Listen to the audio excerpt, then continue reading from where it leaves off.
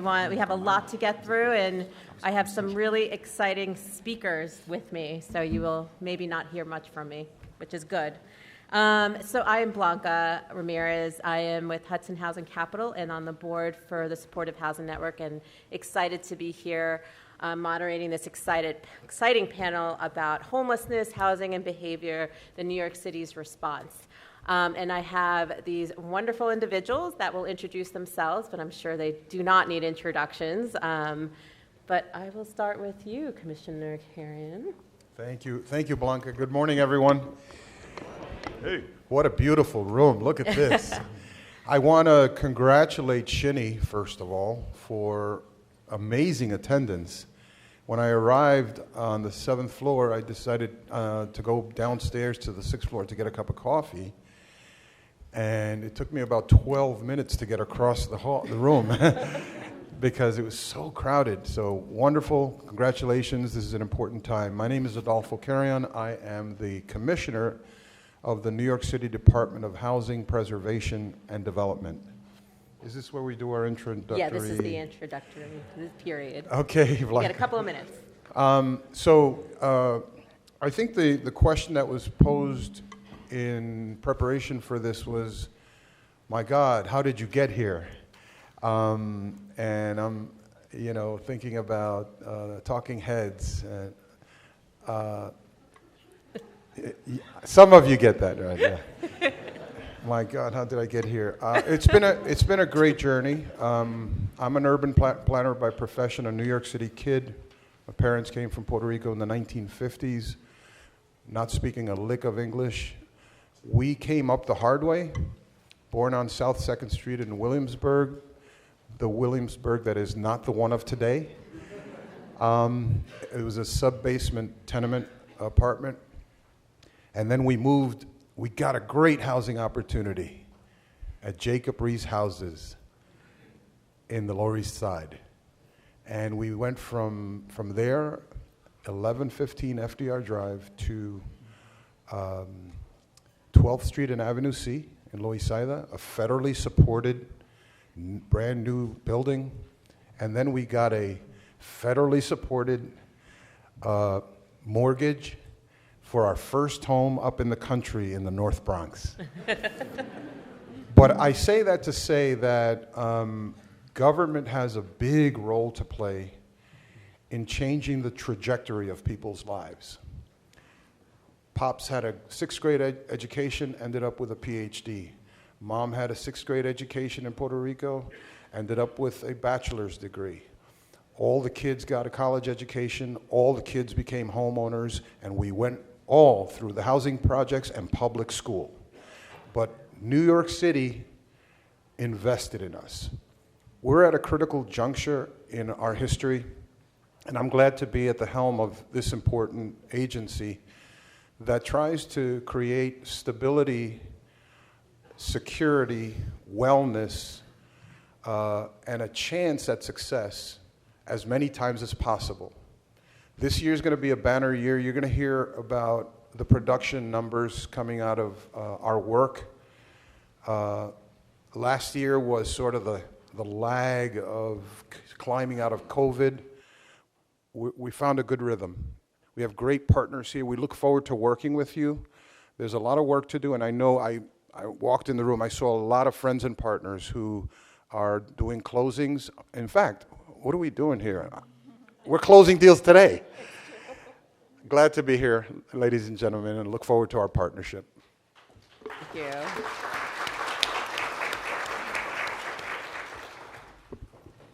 Good morning. I'm Molly Wasow Park. I'm the Commissioner of the Department of Social Services. I've said this in other contexts, but I'm going to say it again. It's no fair having to follow Commissioner Carrión, who is such a wonderful speaker. Thank you so much to Shinny for having me here today. As many of you know, I grew up in the affordable housing space and transitioned over to social services. I think one of the things that is really important to me in this city, for all kinds of historical reasons, the homeless services world and the housing world have been very bifurcated, very siloed traditionally, and even though somebody who is experiencing homelessness, fundamentally what they don't have and what makes them different from anybody else is that they don't have a home, right? So those two worlds do need to be connected, and one of the things that has really motivated me in my work is to be one of the people who speaks both homelessness and housing policy. But really also I'm here because I am a fundamental believer in the great power of government. I think when government is working well, we can do amazing things for individuals and for communities, and I always really want to be a part of that.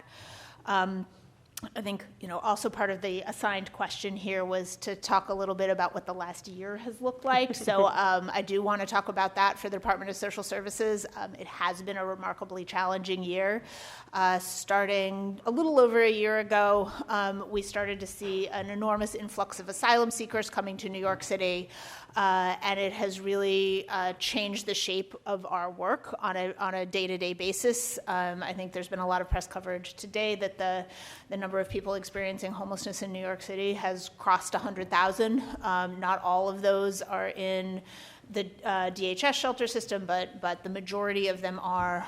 But for our non-asylum shelter census is about 49,000, which is still an enormous number of people and a really serious issue that we need to talk about, but very far from the historic highs that we're seeing overall. So the asylum seekers has absolutely been sort of the defining issue of the last year, but one of the things that we're really trying to do as an agency, and we'll talk about this more as we go on, is making sure that we are meeting the needs of the New Yorkers, but also keeping our core mission going and serving the needs that existed even before this particular crisis started. So looking forward to talking more about that.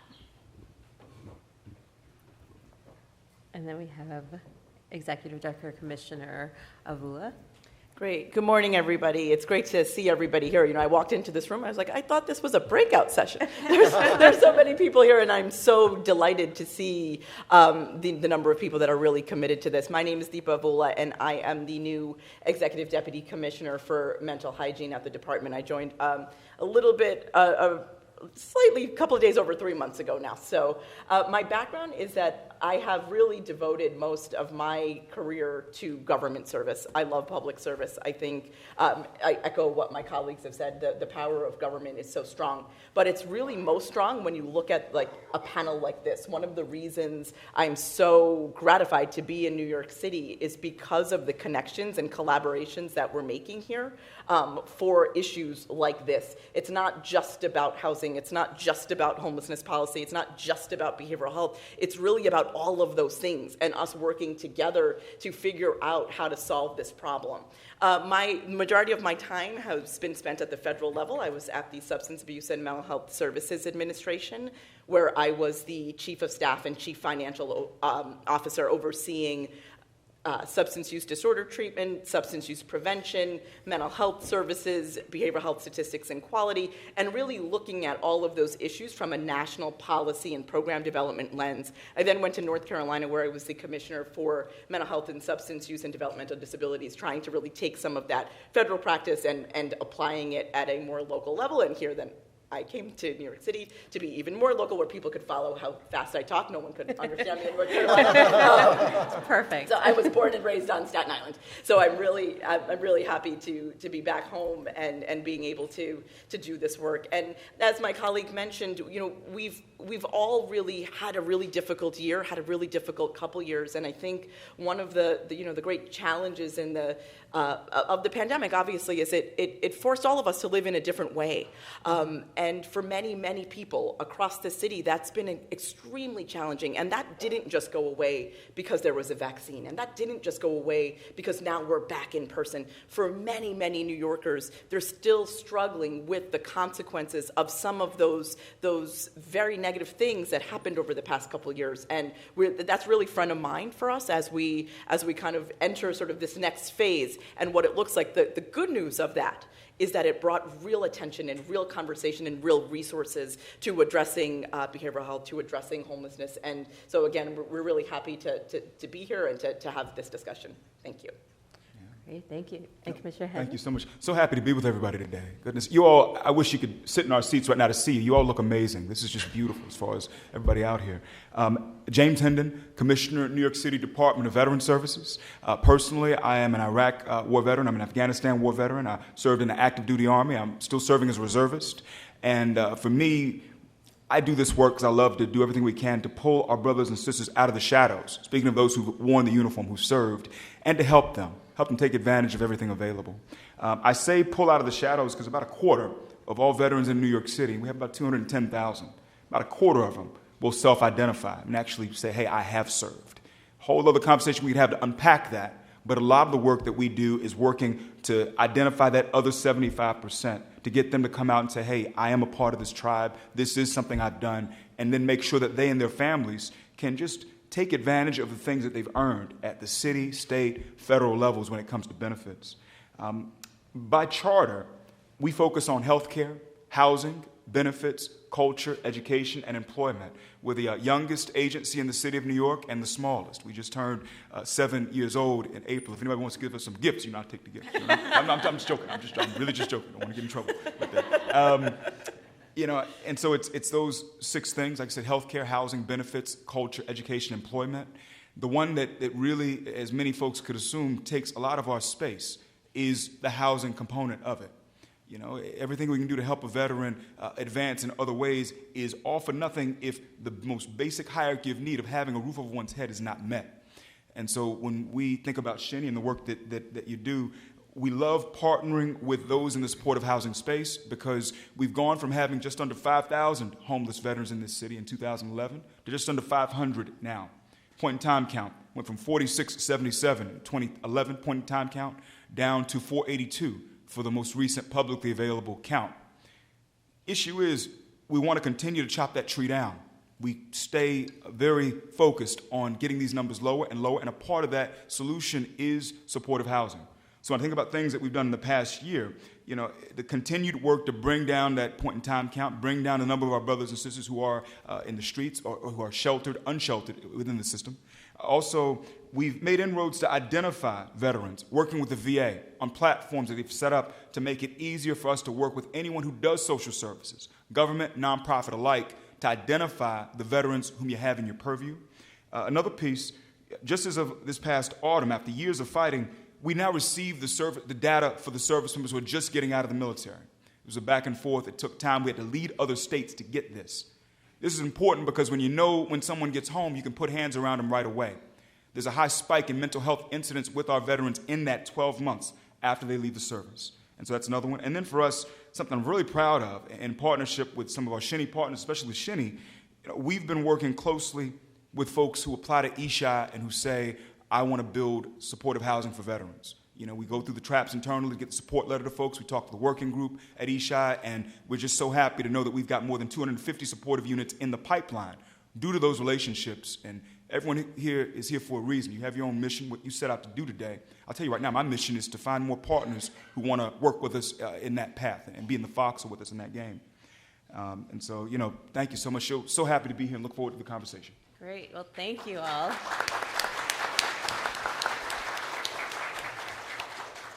For your perspectives, and you know, the Supportive Housing Network has this panel every year, and it's great to kind of get an update what's happened. And the last year was we had a very young housing plan, and now that's a year old. We thought it might be a great opportunity to kind of ask, so where are we today? How is this housing plan meeting the gaps? Right, like how on the capital, on the operating, on the services is helping to kind of meet some of the needs that we're seeing in supportive housing and affordable housing development. So I'm going to pass this question to Commissioner Carrión. Sorry. And kind of get your perspective. Thank you, Blanca. I think, you know, the Captain Obvious statement is we're in a housing crisis. Mm-hmm. We are in a housing crisis and an affordability crisis. We've been in it for a long time. It's not gotten better. It's gotten more costly more people are rent burdened, paying 30 to 50%, in some cases more, of their income to try to keep a roof over their heads and their families intact and themselves intact. A lot of young people, one great example that I ran into, I was at a community meeting in Harlem, and a woman that was a lifelong teacher and had recently retired, she raised four young men, 4 boys. All of them went to college against great odds. She was a single mom and an educator. And I asked her, I said, so how are the guys, She was telling me she was very proud of them. She said, they're all not here. They want to live in New York City, but they can't afford it. And they're college educated, and they would love to come back to Harlem, but they can't afford New York City. So I got a boy in Philly, a boy in Atlanta, and some other cities. I think one of them is in D.C. working for the federal government. But she made a plea. She said, we need to build affordable housing for our kids to be able to come back home and make a life in the Big Apple. We've been working very hard. The first year of our administration, which had the 6-month lag of the previous administration, we produced about 16,500 units of affordable housing, preserved and new construction, mixed. A lot of that is infused with supportive housing. This year, we're going to exceed that by a significant amount. And I'm not ready to share that number yet. Will that be July 1st? But it'll be soon. And I'm very proud of the team at HPD. We lost about 400 employees during COVID. Besides the folks who died of COVID, there were just many people who left. And so we're going to talk about staffing and all those issues. We've been rebuilding the agency, working very closely, you'll hear, with our partners. Molly and I, we kind of live together. Yeah. My wife might have something to say about that too, yeah. But our teams are just super connected. We need to develop a diversity of opportunities for people to live in spaces that make sense for them. We're doing that. We need creative options, creative solutions. We're developing outside-the-box term sheets. We're exploring non-tax credit deals. Obviously the mayor committed $22 billion over the next decade in capital. I suspect we're going to need more. We're fully engaged with the federal government on solutions, asking them for the tools we need. We're fully engaged with we're trying to be fully engaged with the state legislature to give us the tools that we need. We got 2 tools out of this session. J51 passed, so preservation is a good thing. And our loan authority was expanded so we could be more creative with you all and do community land trust deals and do home ownership and a number of other things. But working hard and looking forward to better years ahead. So on that note of creativity, Commissioner Park, Molly, maybe you could talk a little bit about the creativity from your end on that master lease program. Yep. Thanks so much. So first of all, I want to really echo what Commissioner Carrión said, that we work incredibly closely together. And as challenging as the last year has been, I think it's really important that we as an agency do keep focus on what our mission and our challenges were even before the asylum crisis began. And we have had success there. Some of that is by really making sure that we're thinking about how our organizational structure works so that we are set up to do both, right? So we at DHS, for example, have created a sort of second level of our housing team, right, so that we have people who are doing the day-to-day work of matching people who are currently in shelter to housing placements, but we also have a team of people who are thinking about what our strategy is and what the next steps are and how we are going to continue to create opportunity, because it's very hard to be doing sort of both the day-to-day, in the trenches, focused on the production numbers, and also be generating opportunities for the long term. So similarly, we're making sure that we have people who are dedicated to kind of crisis management, but also, and separate and apart from the teams that are handling the regular shelter planning. So really making sure that we are, as an organization, positioned to both deal with emergencies, but also meet our core mission. And it has been, I would say, we still have work to do, but we've been making a lot of progress. Year over year, our supportive housing placements are up 40%. Our regular or sort of general subsidized housing placements are up 20% relative to last year. So we're really focused on making sure that we are connecting people to permanent housing opportunities. A big part of that has been partnership from HPD. They have stepped up in an enormous way, and the number of homeless set-asides that we're getting from HPD projects is orders of magnitude different than it was just a few years ago. We're really very grateful for that. But we've also really been trying to think about how we as a social service agency can be more active in the housing space. And I should start by saying we're pretty active already. DSS administers rental subsidies for 56,000 households. That makes us effectively the fourth largest housing authority in the country. But we have not traditionally been in the housing production space at all, and we're starting to dabble in that a little bit. So HRA has a program called the Master Lease. This has been around for a few years. The idea there is that a not-for-profit gets a contract from HRA. That contract covers some amount of maintenance and operation, plus some light-touch social services. The not-for-profit leases a building and then subleases those units to tenants with tenant-based rental vouchers. Strong model has, I think, an important type of innovation to get the social service agency into the housing space, but we've been able to take that even further. So we're doing those types of master lease projects, but we've also created a version that is a 30-year contract with project-based rents.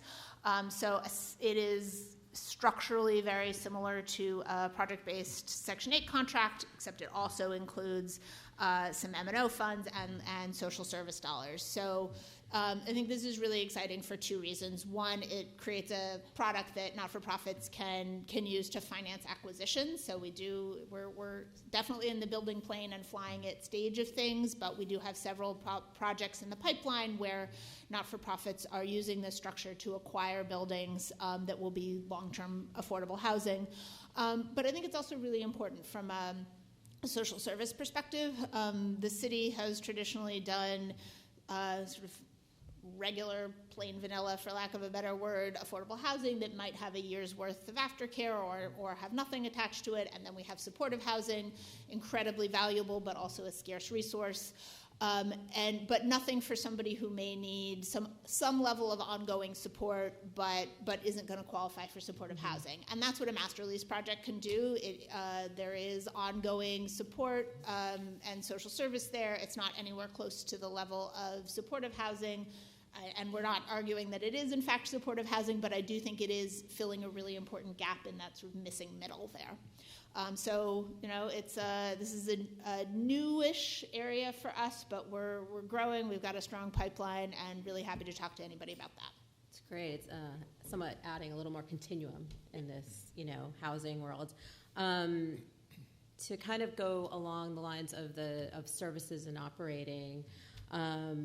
Executive Director Commissioner Avula, if you can maybe talk a little bit about, from your perspective, on the New York City 1515, any updates you have from your perspective and where we are today and any shifts that you've made or that the city has made. Sure. So we're very pleased to be able to report on the progress of that we're making toward 1515. Obviously, we have a real commitment to the goal of the expansion of supportive housing units. One of the things that we've been able to do over the past year is expand already by over 1,000 units. So we're at 11,263 units right now. We do plan to add another 1,000 by 2025. And in our mayor's commitment, that's really well articulated in the mental health plan. We have really focused very clearly on supportive housing and its expansion, and we really have kind of laid out a strategy to attempt to get to more than 8,000 slots over time. One of the other things that we've been able to do is really partner with the state. So the state and city have put in $63 million worth of additional resources that we've been able to utilize to assist with the existing 8,000 units to basically increase rates there, because we know that some of those rates were not up to par by today's standards. So we see not just a resource commitment, but also a collaboration commitment at the state and city level, and also with our partners as well. Great. And Commissioner Hendon, you started you talked a little bit about working with the state on ESHI. Can you maybe talk a little bit more about, from the veterans' perspective, in the last year, we've had even more need for housing and mental health, and from your perspective, from the New York City 1515 and housing and lack of availability, and maybe touch upon a little bit about this concept of meeting and housing all veterans. So to I guess touch just one piece of this, Blanca, and there's a lot more to add to it. Oftentimes I am my own general, I am my own admiral. In other words, I think I've got this whole thing figured out. And so for us, a lot of the work with our veterans is just to talk to folks about supportive housing, to kind of make sure they understand what it is and what it is not. And a lot of it, and I think it's no different from other populations too, but just to help people be at ease with going into this type of situation. And so when I look at these situations from the veterans' perspective, we do what we can to be more high touch with our clients on the veteran side. And it's not necessarily about them being different from anyone else. It's about they've earned it. We think about life, liberty, pursuit of happiness. Country turns 247 next week on Tuesday. And so we say we want to do everything we can to thank these folks who put their hand up saying that they would serve. And just so folks know, New York City has the most permissive veteran definition in the country as far as effectively, if you've taken the oath of enlistment, we count you. And so for us, a lot of the work is just that initial element of having these deeper conversations, say, hey, no, this is, to demystify it is a big aspect of it, Blanca, for us. Yeah. Interesting, okay. And I'm going to change the topic a little bit, and this is going to go to all four of you. And you've all touched a little bit on it. Are there migrant, emergency situation that we're in right now? So from each of your perspective, or whoever wants to take it on, where do you see the city, or what has the city done, and how is the city meeting the needs and these emergency needs in the city, from housing to services, as we move forward in the next year? Who wants it? Sure. You have the answers, Molly. Yes. So I think I can say it has been, I've said it already, immensely challenging. There have been, I think the official number is close to 80,000 people coming through the city so far, and about 50,000 currently in the city's care. What really makes this particular set of circumstances stand out is the response has been a whole of government response. There are so many agencies working so closely to meet that full spectrum of need. So, while DHS is operating, I think it's as of yesterday, 136 emergency sites. There are sites that are operated by HPD, and I will let Commissioner Carrión speak to those, but NYCM, the Emergency Management Agency, the Health and Hospitals Corporation, right? We are all physically operating sites that are sheltering the new New Yorkers. And then we have a whole host of agencies that are involved in providing social services and healthcare. So certainly DOHMH is at the table. H&H is providing healthcare as well. Department of Education is involved. ACS, youth and community development. I mean, you name it, we have everybody at the table because the needs are so significant, right? We're talking about individuals who are coming, families and individuals who are coming very often with nothing but the clothes on their back. It's really a remarkable situation. I was telling somebody this morning, right? I've been in city government a long time. I've been through Sandy. I've been through COVID. I've been through a lot of different 2008 collapse of the economy. Like, this is like nothing I've ever experienced before, but you really do see government coming together, city government coming together.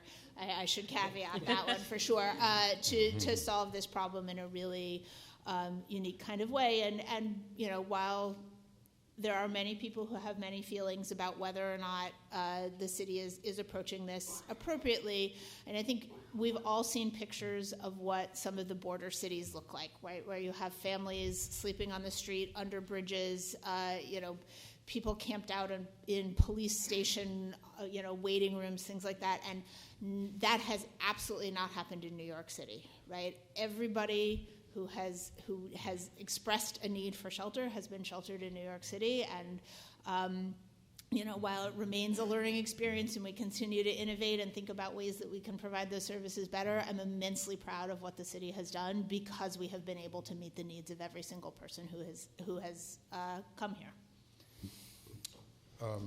If I may, guys. This is unprecedented. Yeah, I've been around a long time, too. And I've seen a lot of stuff, and we were doing a briefing on this at the Blue Room in City Hall with Deputy Mayor Ann Williams-Isom a week and a half ago or so, and we were at 76,000 or 74,000 back then. And I tried to create a visual image, that would sort of allow people to imagine what this looks like. And if you've been to an NFL game in a large football stadium or a global football game where there's 80,000 people in a stadium, just picture that. And picture sort of letting that stadium out in the middle of the city in a very quick period of time, very short period of time. I also suggested that if every State of the Union, or even half, or even a third, or even a quarter, 10%, would do what New York City is doing right now, we probably wouldn't feel it as much. But they're not stepping up. And there's this cynical approach that they've taken, sending folks up here, sometimes not even letting them know where they're going to land. You saw the Times story, right, about the folks who ended up at Martha's Vineyard. They thought they were going to Boston or New York or Washington, D.C. So, it is an all-of-government effort. I think every commissioner that's involved has to take their hat off to Molly Park first, because she gets the brunt of it with the shelter system and all the activity associated with that, and the standing up of emergency shelters. But HPD has been asked to step in, and we stood up a new, what they call, and the acronym is HERC, but they're humanitarian emergency relief centers or something like that, for 542 men in Brooklyn on Jefferson Street, in a 6-story old warehouse type building. We just stood up another HERC, and then now we're in the business of leasing hotels around the state of New York. And we're in Albany, we're in White Plains, we're in Newburgh, we're in 6 or 7 cities across the state. County executives, for all the negativity that you've heard and seen in the news There are mayors and county executives who have embraced us and said, yes, we want to partner, we want to be part of the solution. But this thing is immense, and then when you look at the impact that it's had on our shelter system, we're coming up with new ways of getting people out of shelter, families, New York, American families that have been here, out of shelter and into permanent housing quicker so we could make more room in the shelter system to manage this crisis. So I will say this, it has not impacted, though, our production and preservation of housing. What it's done is it's forced people to work longer hours, weekends. Literally, we have folks working through the weekend on this humanitarian crisis. Wow. It's hard to, switch topics, and there's such an emergency need. But going back to New Yorkers and process and coordination, there's many communities. The big topic of NIMBYism, right? And I know we've talked about it in year after year after year, but there's a new, or lack of a better way of presenting it, a new kind of NIMBYism, right? Where if you go into a community and say, let's build a shelter here, they're like, no, we want supportive housing. And then you try to build supportive housing, and they're like, no, we don't want this. This is something else. So from your perspectives, I'm throwing it out there to all four of you, from each of your perspective, how are you internally or system-wise working with these communities and with developers and agencies to kind of, address those NIMBYism issues that are coming up today? I could easily talk about this, but I'm gonna. I'll take a. I'll say Yeah, just that'd be great, yeah. Just give folks a little relief in and out. Just left of NIMBYism for us, it's been really stepping up coordination. So we have regular check-in meetings too. Like I'm so happy we have a huddle, a clutch we do with Adolfo's team, as far as with Ahmed Tagani, his first deputy commissioner, and with our friends at VA, our friends at NYCHA, where we all just talk about what are we doing to ensure that we erect at least 100 new project-based VASH units before the end of this first term of the Adams administration. So for us, it's constant coordination on that side of it. We haven't gotten to that point as far as things that we've cooked up ourselves. We say, okay, now let's talk about the NIMBY aspect of it. But for us, when and if it does occur, you have over 55 veteran service organizations that have American Legion, Veterans of Foreign Wars posts in the community that are entrenched and that have good relationships with these community boards. And so we do see ourselves being able to work with them if ever anything like that arose, because they've got that on the ground presence to be able to help get through it, but really to focus on the coordination aspect of it, because it's something that hadn't been done prior to this administration, where this constant clutch of those who are in this housing space in the city. Mayor just recently had a roundtable just on veterans housing, where most of the conversation was supportive housing. So, yeah. Yep, and I would agree with that. I think coordination is a major kind of factor in this. And I think one of the other things that's also a really big factor is really continuing to message to people that don't already agree with us. Right? I feel like in this space we spend so much time talking to ourselves that we forget to talk to everybody else. And I think it's really, really critically important that we as city leaders and providers and kind of everyone in this space really talk to the people who don't agree with us, because they're the people we need. Right? We need to kind of bring people along on this. And I think one of the things we've been doing in my division is really trying to do that. And again, NIMBYism kind of rears its head in a lot of different ways in the behavioral health world, right? With opioid treatment programs, with substance use disorder recovery programs, with the housing programs that we're talking about today. But it's really getting people to sort of understand why it's so important. Maybe the space won't be in your backyard, but the problem's still going to be, right? If you don't figure out how to address it. So I think that's something that's really critical. So we can kind of build these really false barriers, because in the end, the community is going to deal with these issues. We're trying to deal with them in the right way, and I think that's a pretty important message to keep continuing to say. Yeah, I would echo all of that. I think in addition to all of the reasons that have already been mentioned, why coordination is important, it cuts off that forum shopping, right? That we offer a continuum of services that are important to a range of New Yorkers, right? And whether it is shelter, whether it is a treatment program, whether it is affordable housing, right? They are all important.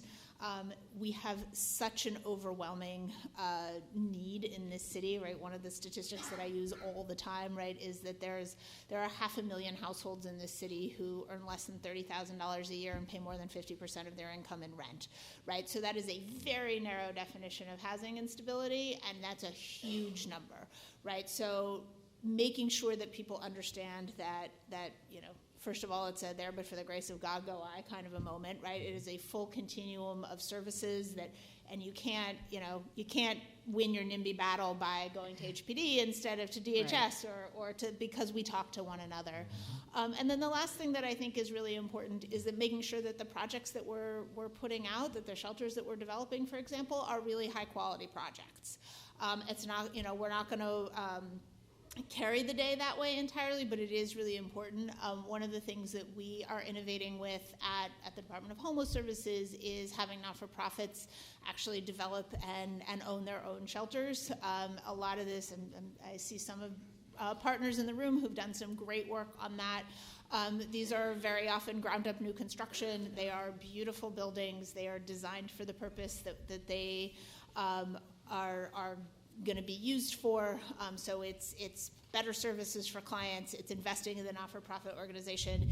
It's good for the city because real estate costs stay fixed over a 30-year period, and they can be neighborhood assets that offer not only the shelter but also health centers and other things that can be benefits to the community. So looking for opportunities always to make sure that we're putting our best foot forward that way. So, NIMBYism is not new. It's human nature in so many ways. Sometimes you could even bring what's perceived to be a great low-impact project to a neighborhood, and everybody says no because they don't want to change the way things are, and there's fear. And so I think it's a default that we just have to manage, and we do it in coordination with each other so that, there is not that forum shopping and we'll sneak it in this way. Zoning is an important tool, and, we're advancing what the mayor has coined the city of yes, right, where we should be building everywhere in the city, and every neighborhood should be a host community to the folks who need a helping hand, a hand up on their journey. One of the keys is to work with our local partners in the communities where we're going to develop. And, HPD is advancing a lot of mixed income and mixed population housing. We have the homeless set-aside. That is a really great tool. We have a mix of supportive and affordable. That's another great tool. I think one of the things we do through our Intergovernmental Affairs Office, we have a very busy Intergovernmental Affairs Office because we have to get the local elected officials on board. It's not always easy, and often the members, especially of the city council, don't have much of a history. It's a relatively new and younger city council. There was a big turnover the last cycle, and a lot of these folks had no history with how housing gets financed, structured, how long it takes, working with developers, working with city agencies. In some cases, I'm going to say this, I always say something that gets me in trouble, but in some cases, the ignorance is astounding, where you ask yourself, maybe this might be political malpractice here to elect somebody like this. They will remain nameless. You can fill in the blanks. And so, there you go, brother. Yeah, so we need to educate these new elected officials that come in with really good intentions, but don't understand how it all works. So we spend a lot of time sort of hand-holding and doing that, and then helping build elected officials who have knowledge and understanding of what it is we're doing together, and that we're in this together. Yes, that's very true. It's nice to hear when they're campaigning and hear affordable housing and homeless and services in their pitch. So along those lines, I'm going to move on to services and individuals being served in many, like you mentioned, Commissioner Carrión, mixed buildings, affordable housing with supported services for a percentage of the population for homeless or with some need for support. So the question is going to go out to Commissioner Hendon, Executive Deputy Commissioner, Avula, Commissioner Park. I'm just getting with all these commissioners, but about the individuals being served. We're hearing a lot from service providers that some of these individuals have higher needs than in past, and then the services being provided may not be the most appropriate. So how, from your perspective, are you seeing that as well, and how are you addressing some of these needs that are coming up in some of these situations?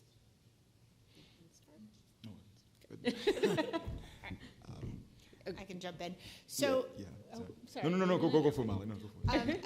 So there's a fair amount of research, actually, that for the majority of people experiencing homelessness, what they need to remain stably housed is a housing subsidy, right? And that services, it has a very mixed impact on whether or not anybody is going to be successful in that housing placement. It's the housing subsidy is the big piece of it. But I do think there are absolutely exceptions to that. There are absolutely people for whom services make the difference between a stable housing placement and not. Certainly supportive housing is one model there, but we're also thinking about people who are most of the time able to thrive in non-supportive housing, but for whom there are sort of periodic acute incidents. And one of the things that was called for in the housing blueprint and that we're working with DOHMH to stand up is aftercare services that is addressing that particular set of circumstances. I think aftercare is one of those phrases that means something different to everybody. In this particular case, what we're doing is thinking about people, the I think very small but very high profile subset of individuals who have acute needs and who really need some more significant level of services and really sort of crisis intervention level services to remain stably housed. So we're working to stand up a program that will provide aftercare services that is, again, this is not everybody gets a call from a caseworker once a month, but that is much more in-depth services for the limited population that has the more acute needs. So that's something that is a work in progress. Right, and just to add to that, I think, again, it stands to reason given what has gone on over the past 3 years, that particularly when you're experiencing some type of behavioral health challenge, that challenge has been exacerbated, right? I mean, loneliness, isolation, those are types of things that do exacerbate those types of challenges. And so we know that has been a stressor on the workforce. We definitely know that, it has required a certain level of greater intensity during the first year of permanency, and we've been focused on providing that level of service. And as Commissioner Park mentioned, really looking at strategies to figure out aftercare and follow-up, and are there other things that we could be doing along the continuum to help intensify the services that are being received. And do you think some of it is somewhat post-pandemic, as you've had so many individuals kind of just at home for a year? Yeah, I think there's a combination of things, right? I think so post-pandemic for sure, the data tell us in the city nationally, there's an increase, right? There's just a spike in demand for behavioral health services. So whether or not, it's in both ways. If you didn't need the services before, there's an increase in people who need them. If you needed services, you may need them more acutely. And in addition to that, at the same time, as that demand has increased, the supply of workforce has decreased. Right? And so that's a very challenging thing, the people that are existing in the workforce. Right, so looking at strategies of, and I know we're going to get into this a little bit more later, but talking about how we're using peers, how we're using people with lived experience, how we're using different models of telehealth plus in-person services. What are we doing to kind of extend the reach of services? Right. Those are things that we're certainly thinking about and looking at. I pause at first when you ask questions. Something I wanted to say as a disclaimer before getting into this. Oftentimes there's a victim-hero narrative about our veterans. In other words, this person served, I assume they have PTSD, I assume they have anxiety, stress, et cetera. And just to be clear with everyone, 6% of all Americans at any given point is dealing with PTSD. That's right. It's 7% for our veterans. So it's not that it's completely through the roof compared to the other population. And so I just wanted to kind of caveat that as we talk about this. Please don't infantilize us. Just want to say that. For me, the issue is more so about identifying the folks. So as all communities have been dealing with different acute needs that's been discussed, it's really having someone say, hey, I have served. Right. That's still an area that is a point of penetration. So we're at that area in the conversation as far as trying to grasp our community. We've been working, with the folks on Molly's team at the Department of Homeless Services with a platform called the Status Query and Response Exchange System, or SQUARES, that VA platform where we can enter folks into that platform, and it tells you right away if they're a veteran or not and if they're eligible for VA health care. We've been using that and seeing, just initially, we're noticing that for every 2 who will say to someone, I am a veteran, there's at least 1 who will not say it. Right. And so for us, it's trying to get more penetration to know who these folks are so we can then put hands on them and then be better able to help. So that's kind of where we are on the Veteran Services side in this conversation. So it's truly kind of meeting the people, understanding where they're coming from, and really kind of getting a sense so that you're kind of dealing with it from head on. Yep, and it's not even dealing with it. And absolutely, and when it comes to self-ID, remember it's 24.2% of New York City veterans self-identify. It's typically 3 reasons why someone will not tell you they're a veteran. And it's not just out in public. You have people who don't talk to their own families about this. It's either I'm too humble, I don't want to have anything different from what anyone else got. It's the height of selflessness, or the humility of it. It's I did something, or something was done to me when I was in the service. I put it in a box and put it all the way in the back of my mind. I don't want to walk near it at all. And then this other piece is the fear, a stigma, the fear that when I say to someone I'm a veteran, they're going to automatically think certain things about me. And that's very real. I gave blood a few weeks ago, and I said something to the person right before they stuck me, and they said I was a veteran. Oh, you got PTSD? And then stuck me. And I was like, oh, this is real. That's crazy. And so this is real as far as these different pieces. So for us, it's more so, just trying to get more of our folks to even say in these situations where it's already a complex situation when someone is answering whatever questions during intake, hey, when you say, hey, don't ask someone if they were a veteran. Ask them, have you served? Just want to be clear about that. There's some of our folks who say, oh, I'm not a veteran, I didn't go to combat. I'm not a veteran, I was not wounded. I'm not a veteran. Had somebody say to me, I'm not a veteran, I served in the military in the 60s, I was a woman, so I'm not a veteran. I'm like, what? So it's just, you got to ask, have you served? Sorry. Very good points. So kind of along the same line, Executive Deputy Commissioner Avula, can you talk a little bit about the integration between the governor's $1 billion mental health plan and the mayor's CARE Community Action mental health plan? Sure. So one of the things that is, again, very gratifying in the city right now is the mayor's commitment to addressing mental health, and those things were sort of laid out in official mental health plan for the city. But even further gratifying is the fact that there's really resources attached to this at the state level as well. So the state and city have been major partners in advancing the city's mental health agenda. The state was a big player in helping sort of be really a stakeholder at the table for the development of that plan. And I think, as many of you might already be familiar with, when we look at our city's mental health plan, really what we're looking at is 3 separate populations. One is addressing the individuals with serious mental illness. The other is children, youth, and families. And then the third is really addressing individuals who are misuse using substances. And the reason that those three are the populations the city chose to focus on, obviously, is those are the most vulnerable populations. Those are the people at greatest need at this moment. When we look at our efforts around serious mental illness, it really dovetails very nicely with the state's investment in these services as well. So we look at sort of 4 pillars of health, home, community, and response. When we talk about health, it's really making sure that treatments are available to people, that they're affordable, that they're easily accessible. The state has committed to an expansion of outpatient treatment. The great thing about serious mental illness is that we have evidence-based practices. We have evidence-based care for individuals who need that care. We also understand that it's not just about addressing serious mental illness in a way of I'm going to give you medication or I'm going to have you see this provider. It's really about giving people a life in the community. And when we talk about a life in the community, we talk about models like clubhouse models that are relying on kind of pure models of psychosocial rehabilitation. So you're really dealing with individuals who are experiencing a productive day, who have people to rely on them, who have a community that they can rely on. So that one of the things that we know that most greatly affects individuals with serious mental illness is loneliness and isolation. This model takes away that.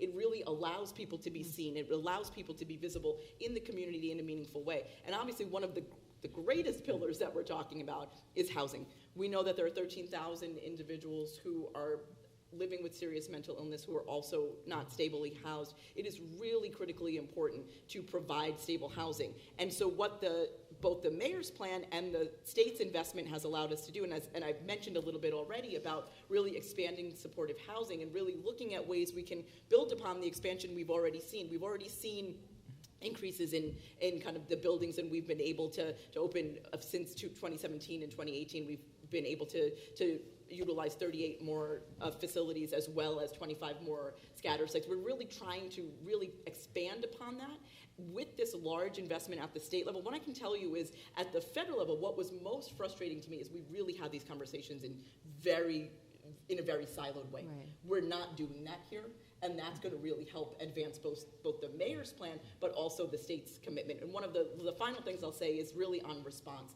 When we talk about response, what we talk about is really intervening at the moment a crisis is happening, and what we want that intervention to be is health-led.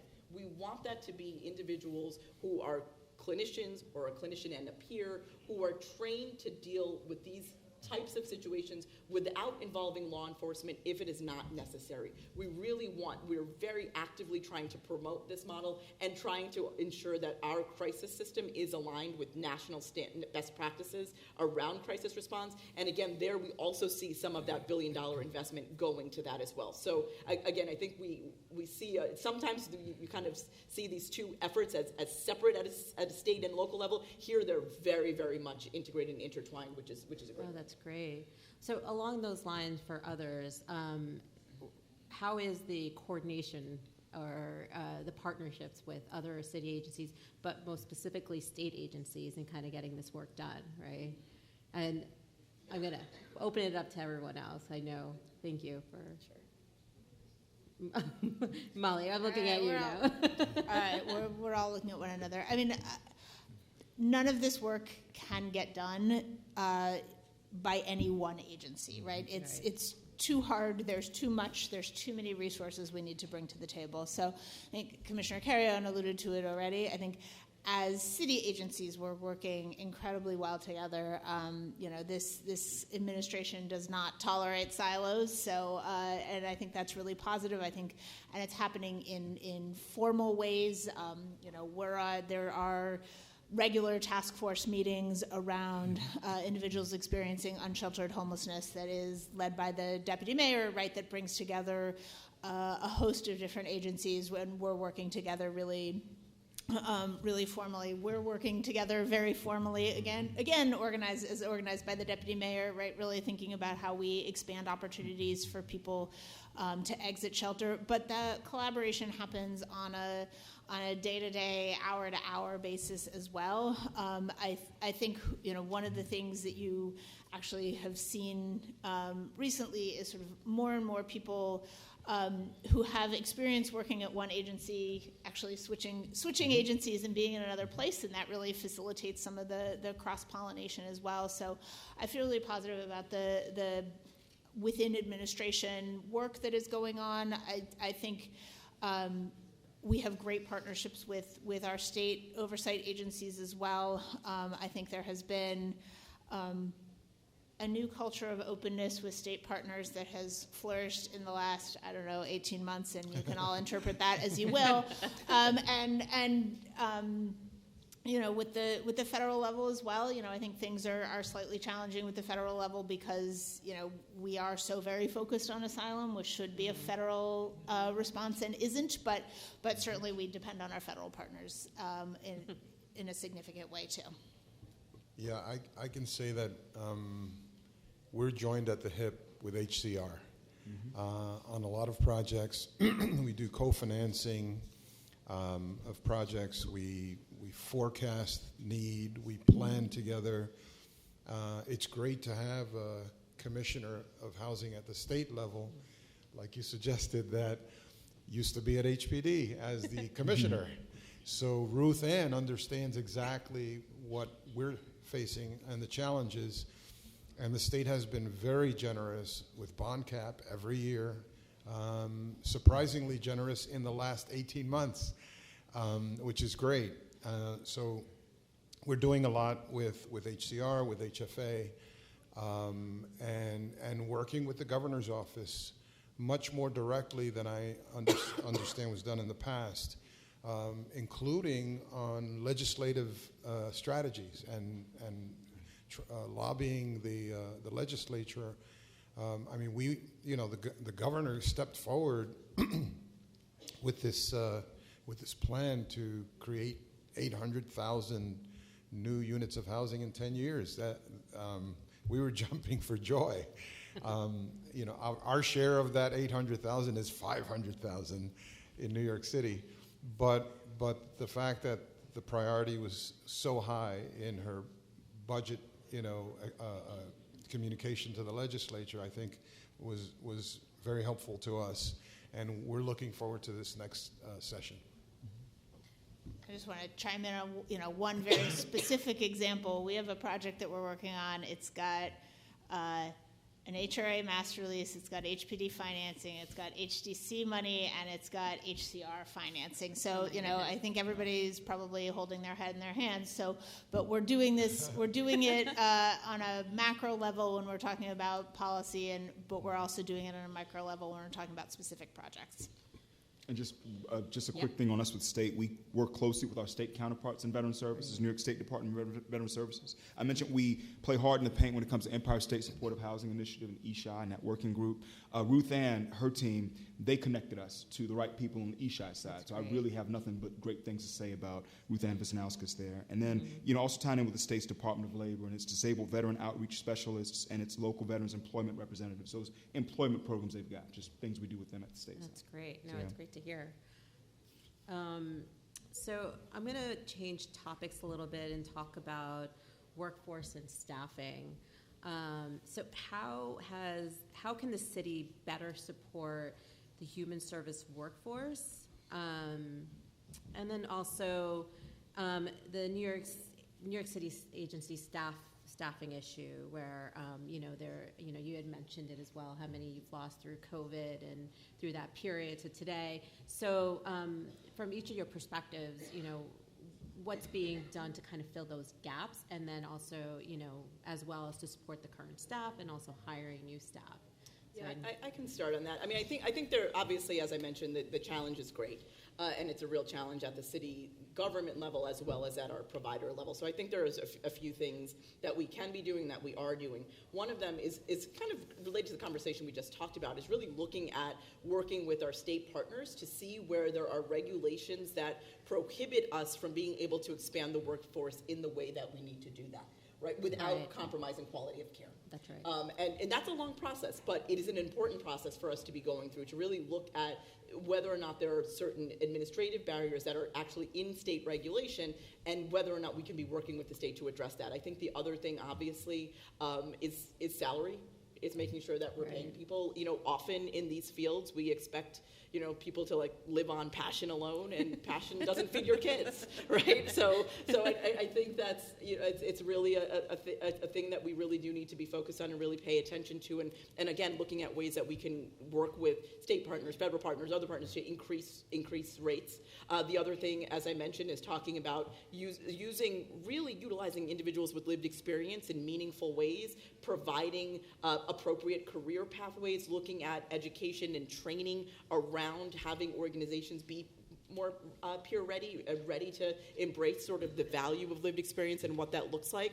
Also, critical to our workforce needs is really ensuring that individuals are trained in cultural competence, making sure that we're giving people the tools that they need to best serve the individuals that are going to walk through their door, and really building pipelines for individuals who are of racial and ethnic minority groups. We know that particularly in the behavioral health field, there's such a shortage right now of minority providers, and we know that people have said in numerous different contexts that they would feel more comfortable seeking services from an individual that looks like them, has cultural experiences like them, and really trying to build those pipelines. So I think these are just kind of a few things that we can be doing. At the same time, we have to make sure that we don't extinguish our existing workforce, right? So we have to pay attention to burnout, have to pay attention to, I think that was referenced here, right? People are really working overtime. They're really, really working to try to address the very clear gaps that are there. And we also have to be sensitive to that and really identify workforce wellness programs, identify EAP services, identify ways in which that we can really make sure that we're taking care of ourselves as well in the workforce. Passion doesn't show up in your checking account. It doesn't pay the rent. I think the handshake deal on the budget between the mayor and the council is today. It's imminent. 20 minutes. 20 minutes. And, stay tuned. And I think there was an additional $500 million in there. I mean, what's $500 million when you have a budget of $106 billion, right? And I think that the pay issue is on the table. So let's hope, keep our fingers crossed, that we can pay our human services workers a little more. Mm-hmm.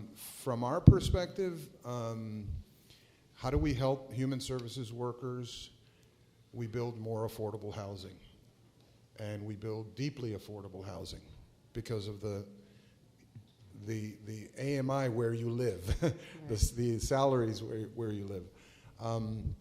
So we're working on trying to deepen affordability. It's going to cost more, but it is a big priority for this mayor and our administration to deepen affordability. It's not free, but that's the way that we can support the human services workers. So I'll echo what my colleagues have said. Certainly looking at the contractual issues and how we can, translate, we recognize your worth and translate that into dollars is really important. But also want to lean into the bringing people with lived experience into the workforce. One of the things that I think is really exciting about where I sit at DSS is that we have a really robust set of employment programs, hundreds of millions of dollars a year it's focused on people who are receiving cash assistance, receiving SNAP benefits. So we have a lot of people who want to work, who are training to work, and I also have a lot of providers who say, I need employees, and that feels like such an opportunity for a win-win-win. So we're really thinking about our employment programs and how we can transform them so that we can be really doing a much more sector-based approach that includes a variety of different sectors, but certainly including the health and human services work as well. So that's something that I'm really excited to be working on over the next year and change. With respect to hiring at DSS, it is also something that we are very, very focused on, like every other agency and frankly, like I think most organizations around the city, around the country, we are feeling the effects of a challenging labor market, but I think we are starting to turn a corner on that. I don't have June numbers yet, they're not final, but I can tell you that in May we brought on more people than we did in March and April combined, right? So we're really investing in the organization and thinking about how we can bring people on, because we can't provide the services that our clients need if we don't have the people to do it. And I just want to say this, within the veterans prism, and you don't have to show hands, just think on this question though, how many veterans are in your organizations as far as veterans or veteran family members? Do you know how many, and do you know who those people are? And that's a question I ask to any organizations we meet with. Same thing with my fellow agency heads oftentimes, because just we get so into the work that we don't even think about what we can receive. And so I just ask you to, if you do have veterans who are within your entities, public, private, nonprofit, please, let them know that you've got folks like us at the Department of Veteran Services who are here to help them take that next step. So many benefits available. You talked about money in the bank. Few of our veterans actually obtain the disability compensation that many of them have earned. That's anywhere from, on the low end, about $200 per month, to on the high end, $4,000 or more per month. We have 15,500 vets in this city who are using Medicaid but who are eligible for VA health care. And there's so many other situations like this where a lot of our brothers and sisters just aren't taking advantage. And so when I think of a way that we can be right by folks in this space, because veterans are more likely to be in these spaces. We're more likely to do things where there's volunteerism required, or where there's just civil service or public service or selflessness required, just to make sure that you're asking that question, hey, have you served? And if they have, to make sure you time in with groups like us so we can connect those dots. Just a quick update on hiring at HPD, because the narrative that I have to deal with is, oh my God, it's devastating what happened over there. In 2018, we brought on 218 new employees. In 2022, we brought on 442 new employees. And to date, we're going to break that. If we stay where we are, we're going to break that record. There's the natural attrition, but we're really staffing up. And then, of course, the mayor and DCAS have set up these hiring halls. Just a couple weeks ago, we had in our Office of Neighborhood Services 49 positions we needed to fill. We went to the hiring hall. We interviewed more than 49 people, and we made 49 job offers on the spot. We hope to get 80-90% of those people to work with us. We've increased the salaries of inspectors. The new incoming class will be more competitive. We've been able to hire project managers. We had to deal with the crafting of these real estate projects. Our attorney pool was devastated during COVID. We are back at the pre-COVID number of lawyers to close deals, and they're all working very, very hard right now. They are. Till midnight tomorrow night. So we're definitely moving in the right direction. Great. I do want to open up the floor for questions. I have plenty more to ask, but do you want to give others an opportunity? We have a mic up here in the middle. Yeah. Oop. Just come right up.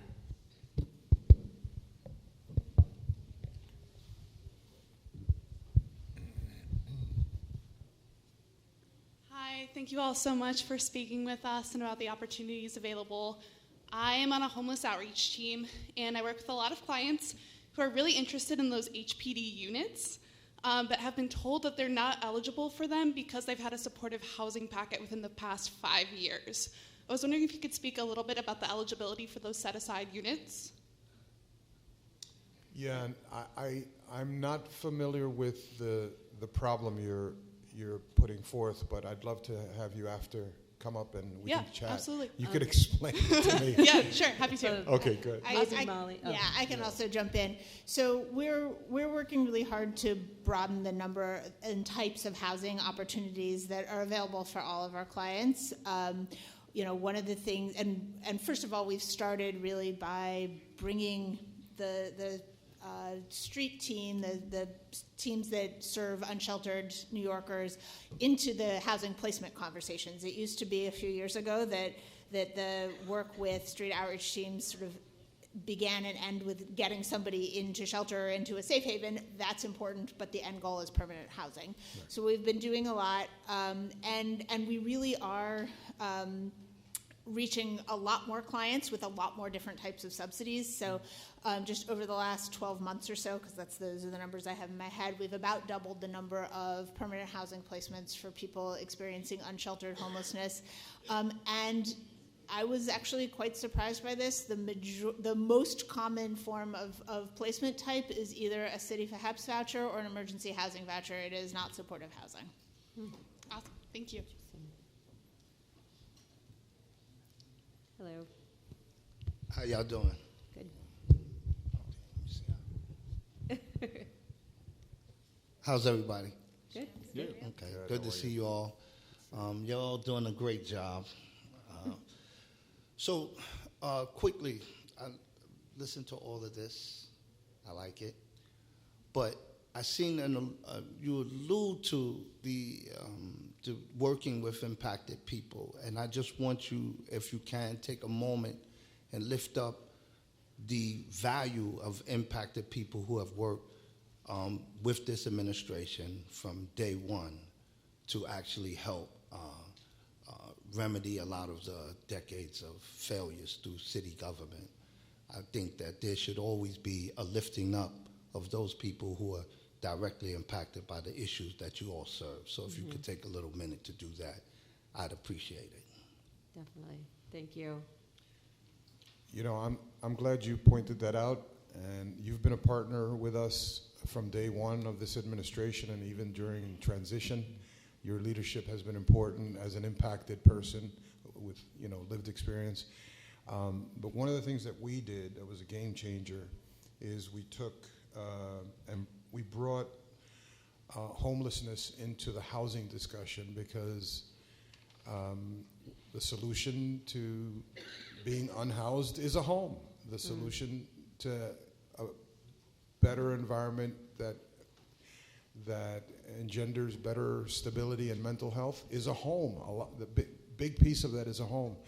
And so I just want to say, you guys have been in the conversation from early on. The mayor invited you all. I mean, my now departed chief housing officer, Jessica, and many of you know her. She's a giant in this field. But the one thing that she said was, we need the folks who've lived this experience to inform our policy decisions. So thank you.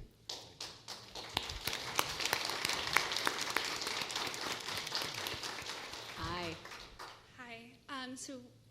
I just had a question based on with the widening gap between the lower income and the higher income and the loss of the middle class essentially with the housing. And I see clients all the time where we have a rise in homelessness, but I feel like we're not. I feel like we're trying to plug holes where it's not necessarily helping. We have so many resources, but it's going into the effects of it, not necessarily the cause of it, which is the loss of this middle class.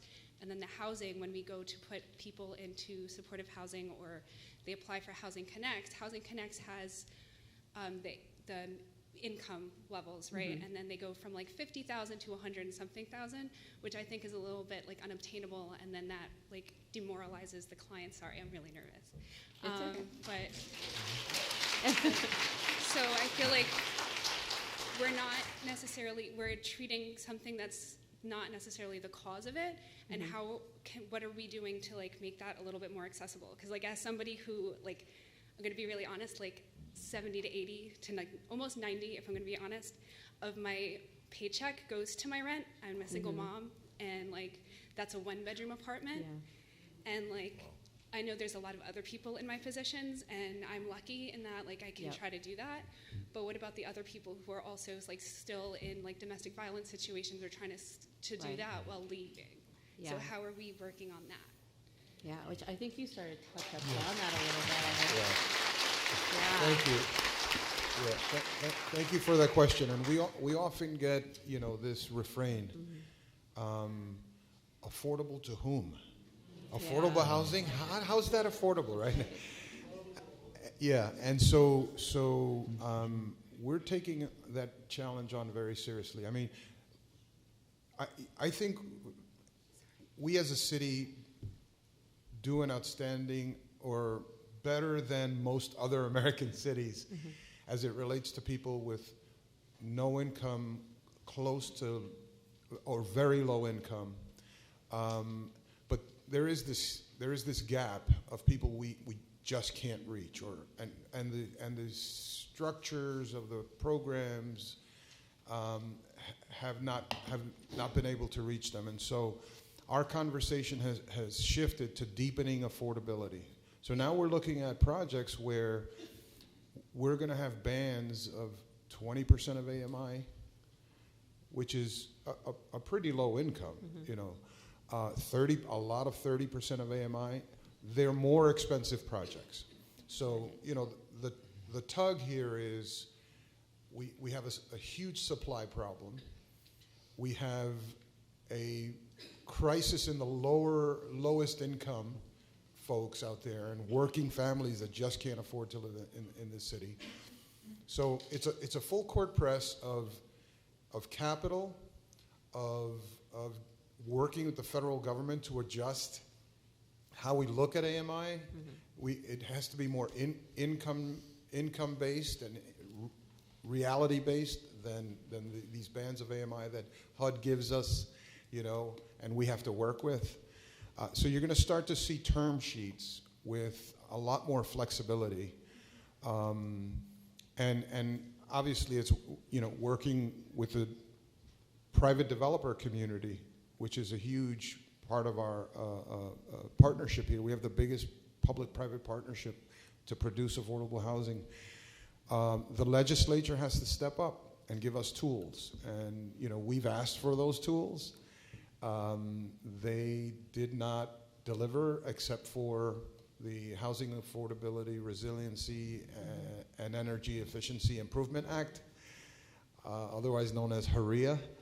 And then the preservation tool, J51. So we need more tools from the legislature, and we're going to, July 1, I literally texted Carl Hasty this morning and said, we're going out to dinner, you know, as soon as we're done with the closings.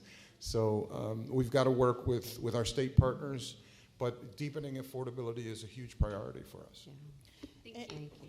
I actually want to chime in on that as well. I think you actually speak to the next set of silos that we need to break down, right? I think we're doing a really good job here that the housing, homelessness, health community sort of on that side of the ledger, but housing affordability is a function of what rent is. It's also a function of what people earn, right? So we need to be thinking about how it plays into the salary conversation that we were having earlier. It plays into what does economic development tools look like. It plays into federal tax policy, right? And none of that is right now part of the housing conversation, but ultimately it needs to be, because housing affordability it's a two-variable equation. And I think, you know, this doesn't necessarily speak to the middle class piece of it, but I think there's some legislative fights that are coming our way where we need to be thinking broadly that way. You know, there are Congress just added a bunch of work requirements to SNAP, and are going to take another swing at that in December, right? That frankly terrifies me, and I hope it's something that we can work on not just as a social service community, but as a larger community, because all of that, what people's income, what they have to spend, also plays into what housing affordability looks like. Yeah, thank you. Thank you. And we have one more question. Yeah, my question kind of ties into the last one. You guys talk a lot about building more affordable apartments and like supportive housing. Are you doing anything about like targeting maybe the tens of thousands of vacant apartments that like landlords are kind of holding hostage right now in the city? So yeah, let me just say that there are units out there, but there has been a lot of misinformation about the so-called warehousing. Warehousing is an issue. And that's a battle we need to take on, because there's a lot of landlords that that are holding on for what they think is a better day for them later, and they argue that they can't afford to improve the apartment and that the rent that they would charge doesn't meet the obligation, right? But there are tens of thousands of units that when a reporter out there says we have a warehousing problem and there's 80,000 units out there that are being held from market, right? A lot of them are being marketed, being repaired, renovated, a lease is signed but it's unoccupied.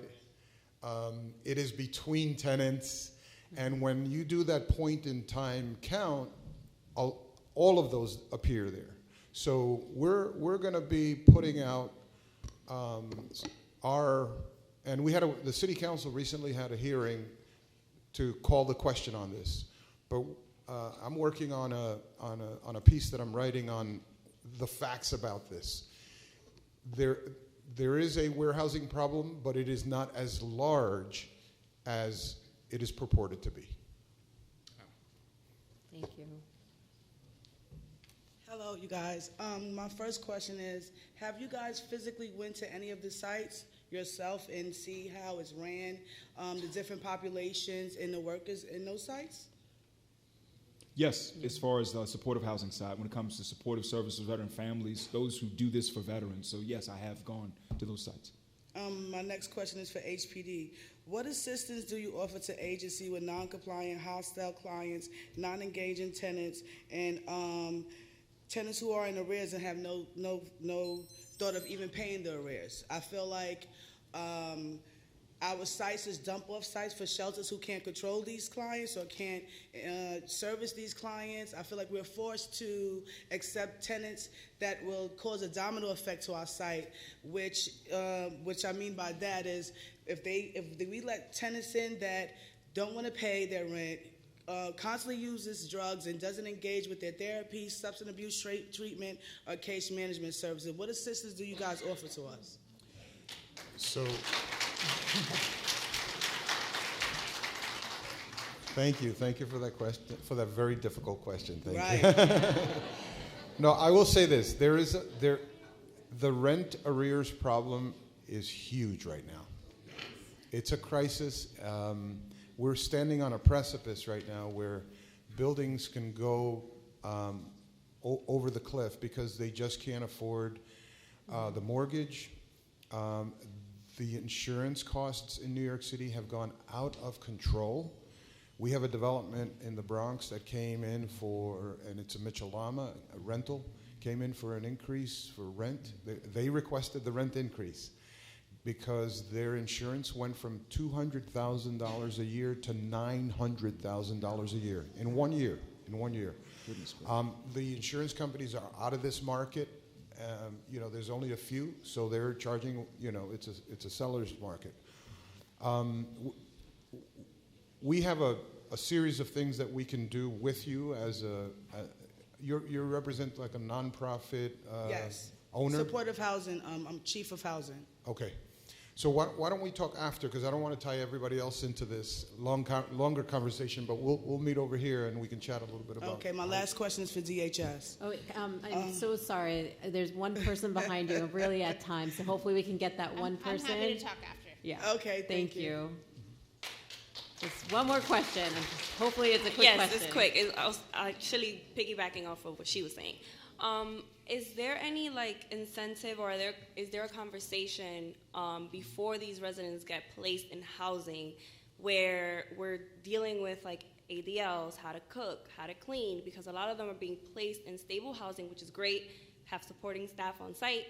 However, they don't comply, and it's not that they don't care, they don't know how to care for a new thing when they've been living on the street for 10, 11, 15, 20 years. So is there a conversation happening or services at the shelter before they get placed where they learn how to live stably, basically?